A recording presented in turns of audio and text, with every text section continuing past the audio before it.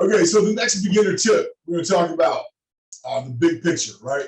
See, most people, if you're over 25, you tried at least one time to get healthy, probably made some progress, maybe a lot of progress in some cases, and then you lost it. Doesn't matter why, just know you're not alone, but it does drive home the point that it's not simply about getting it, right? It's about keeping it. That's where the big picture comes in. See, most people start out with a very short-term mindset, and they wonder why the long-term didn't work out, right? And I met someone literally today said, I got a short-term goal. I want to lose 50 pounds. Let me tell you something, people. If you need to lose 50 pounds, that is not a short-term goal. Not if you want to do it in a manner in which you're going to keep it, right? So I want to encourage you as a new person, if you're seeking advice, start with the big picture in mind. Whatever got you where you are is because of the habits, and you're not going to maintain any progress until you make health and fitness become a habit. I'm going to say that one more time to make sure everyone's got this, right?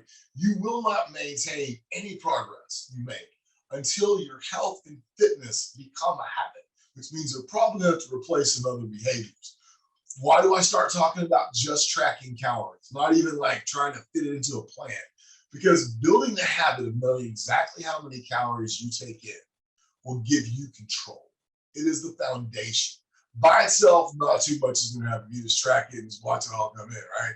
But when it becomes a habit, then you have the power to legitimately make trades. What matters in this episode is just understanding that everything needs to be approached from a big picture first perspective, right? You need to be building things and turning them into habits, right? The way that you eat, however you make that work, may evolve over time, but you want to build it with the long term. This is not how much can I get done in 6 weeks. I promise that approach doesn't work. Look around, maybe even your own experience will bear it out.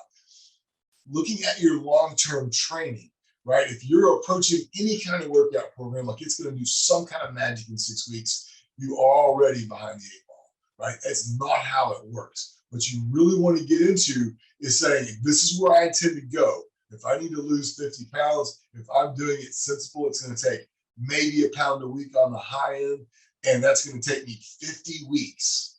That's a year.